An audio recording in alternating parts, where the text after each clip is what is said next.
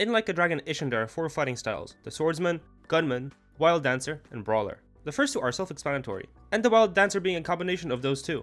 But what about the Brawler? Well, no weapons to yield whatsoever, and instead, you have to rely on your fists. As you can probably imagine, it is the worst fighting style in the entire game. Not only do you have limited range compared to a sword, or a gun, but you also do way less damage, which will only make the late game so much harder as the enemies will have more health. The rules are quite simple really. I'm only allowed to use the Brawler fighting stance. I will use heals and trooper cards if I need to, but otherwise I will try to avoid them as much as possible, and this playthrough will be done on hard mode. And while this isn't a rule, I just want to make sure that you're aware that I'm assuming that you've already played the game before, or are at least familiar with the plot, but if you're not, then it doesn't really matter. Without further ado, welcome to the Brawler only run for LAD Ishin. Okay, so the tutorial doesn't count for the challenge. I made sure to upgrade my abilities as soon as I leveled up, just to do as much damage as possible for any fight. For the first fight with Okada Izo, the mini boss of the chapter, I just ended up picking off the small enemies first. I then cornered him and then I started comboing on him. He was very aggressive and kept attacking me, and I took way too much damage, but with the limited moveset I have, there wasn't really anything I could do. For the second set piece of the chapter, I let the enemies kill me so I started with full health, but for some reason my game crashed. Apart from that, everything went smoothly, slowly taking out the smaller troops, but the problem lies with this guy. To take these guys out, you're meant to switch to the gunman style, but I can't do that. So I just had to tank all my health to get through him. Thankfully, I had a few ointments which I looted from the pots before going into this fight, but this meant that I had no heals for the first real boss. And again, because of my limited moveset, I just had to move around in circles, landing back shots whenever I could for the critical damage. Thankfully, the game didn't crash this time after my failed attempt, and this time I spawned in with full health. I'm just glad I didn't have to fully beat this boss, and that I only had to do 1/3 of his health bar. I made one mistake in my combo and he took away 1/5 of my health, just like that. For this chapter, we move out of Tosa and into Kyo, where the rest of the game will take place. I find it kind of weird how we never see the playable area from chapter 1 ever again, but it is what it is, I guess. Anyway, we get introduced to the priest, where we learn about virtue. With virtue, we can buy a few items that we can't get otherwise, which I'll get into later when needed. We also meet Komaki, the master who will give us lessons for the Brawler class, teaching us new moves that will be very useful. While I can't complete all his lessons at once, I will be going back to him whenever possible. The moves I have now are fine, but for the late game, the lack of damage is really going to hurt us unless I do his lesson. The fight in the bathhouse is just me giving more back shots. Thankfully, Ryuji doesn't have a sword, so his reach is just as short as mine. I tried hitting him at the end of his combos, although at times I did get a little bit impatient and got punished heavily because of it. After beating this fight, we get a piece of armor called the Loincloth, and while it doesn't have a lot of defense, it has 2 Brawler seals, increasing the damage of our class by 90% when equipped. I will be wearing this armor for the rest of the run, no doubt, and it's great to have a good item like this so early in the game. Before ending off the chapter, we have a rematch against Izo. The fight was much easier than last time since there were barrels I could pick up, using the heat actions to quickly get rid of his health.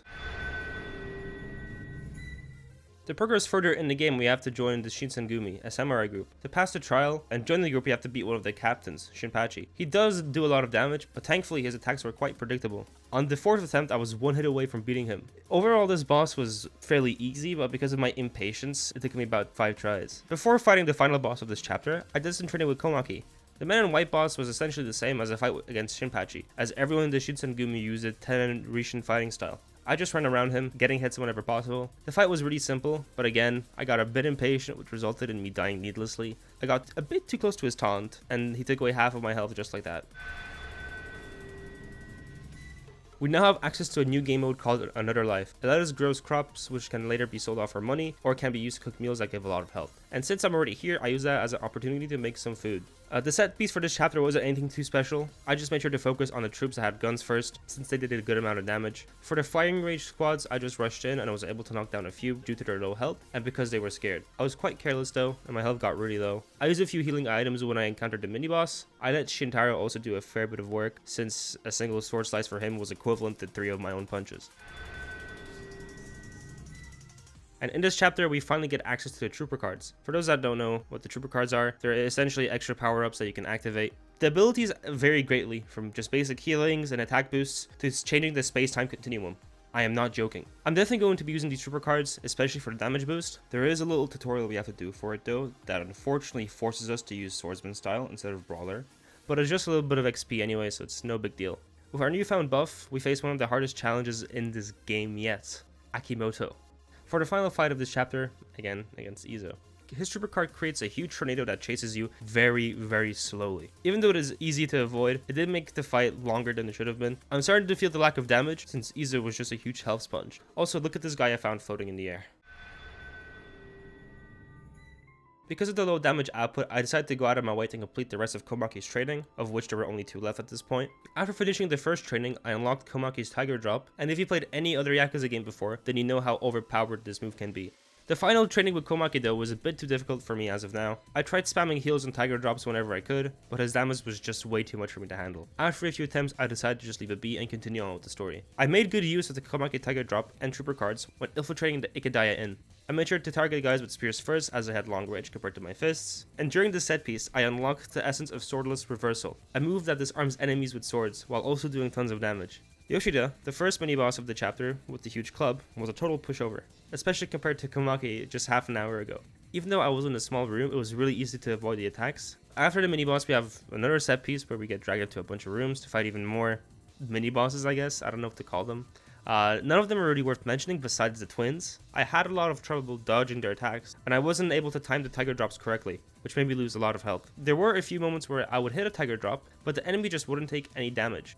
The fight against Katsuna Kogoro mostly revolved just me running around him, getting 3 or 4 hits at a time, spamming the essence of Swordless Reversal whenever I could. The unfortunate thing with heat actions is that they do less and less damage each time you repeat one, but it just gives me a weird sense of security. I'm not sure why.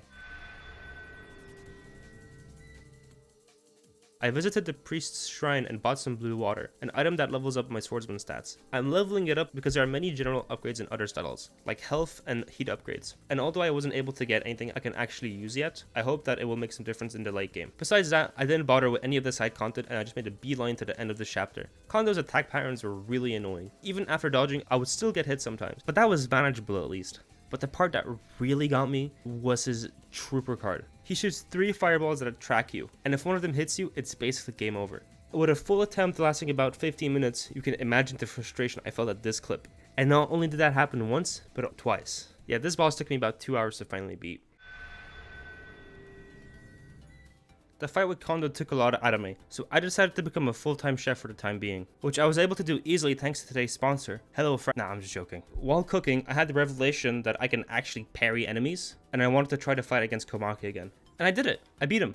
Although it took a few attempts, the fight was just me parrying and getting a hit or two in. I had to be very careful since one mistake would bring me down from full health to almost 0. I didn't bother with Tiger Drops at all because they were just way too risky. To complete the Brawler ability tree, I had to do the Scarecrow training to get the Book of Revelations, but I wasn't able to beat the challenge to get the book, so I decided to just leave it for now. Before heading to Sengoku Mansion, I did do a few battle dungeons just for a little bit more experience, leveling up my heat and health bars. Nothing interesting really happened during the set piece, apart from the final fights. We ran into the first giant of the game. These enemies are without a doubt the hardest enemy in the game. Not only are they absolute tanks, but they also wield a club that they swing around all over the place. Getting hit even once will take away a lot of health and knocks you down. You can't avoid them either, because if you get too far away, they'll just start throwing darts at you, and if you don't dodge them, you get stunned, leaving you vulnerable to get knocked down by the club again.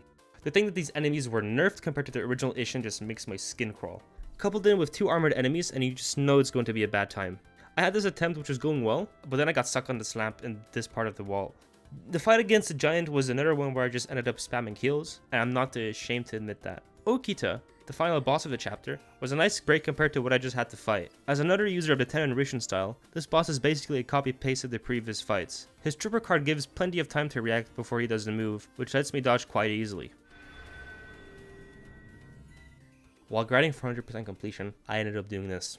I accidentally saved over my only file for this challenge, with the most recent backup being around the beginning of the game. I was ready to quit the challenge then and there, but it just didn't quite sit right with me. I didn't want to spend another 10 or so hours getting back to this point on a fresh save file.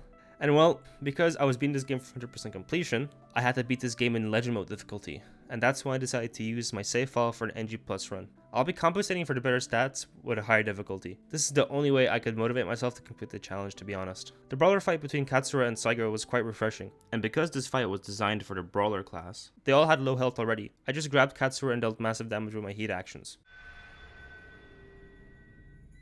The second fight with Okita went just about the same as the first time, and then I found out that Legend Mode is different from Legend Mode in other games, and that there are in fact checkpoints here. The mini-boss at Tairokije in set piece wasn't anything noteworthy, except for the mini-boss towards the end, and that's only because I was able to combo lock him in the corner, which I'm way too proud of. The Sakamoto Ryoma boss fight was very straightforward. Again, 3 or 4 light punches, run away, heal when needed. I use trooper cards that deal bleeding damage, meaning that the boss will lose little bits of health throughout the battle, which quickly adds up if used a few times.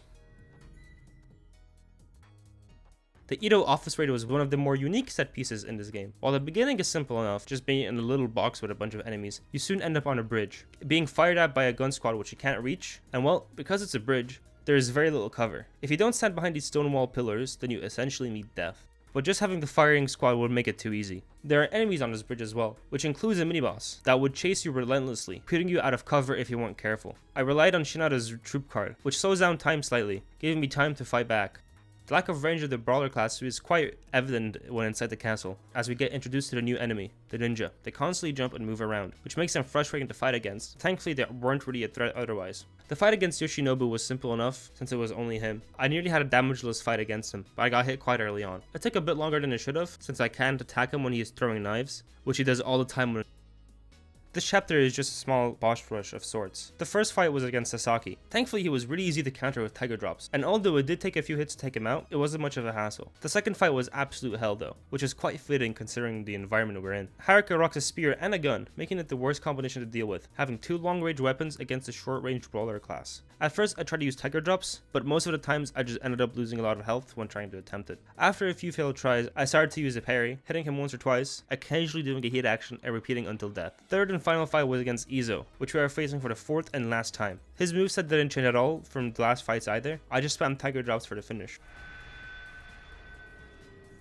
Before continuing with the story, I decided to do a bit of cooking and upgraded some of my stats using the virtue I saved up. Takeda's boss fight was really easy. Because he is a gunman, he has much less health compared to other bosses, and although I couldn't go for tiger drops, I was able to trap him in corners consistently, chipping away at his health. I headed straight away to Omiya for the second last set piece. 3 armored giants at the end was the hardest challenge I faced up to this point. It was 18 minutes of me just running around in circles, getting a combo in, then dodging away to avoid getting hit, only just to get slashed by another giant. The trooper cards came in clutch for this fight, because of the free heals. I tried targeting one giant at a time so that I would have less to deal with later on, but with how they were chasing me, I had to whittle all 3 of them together.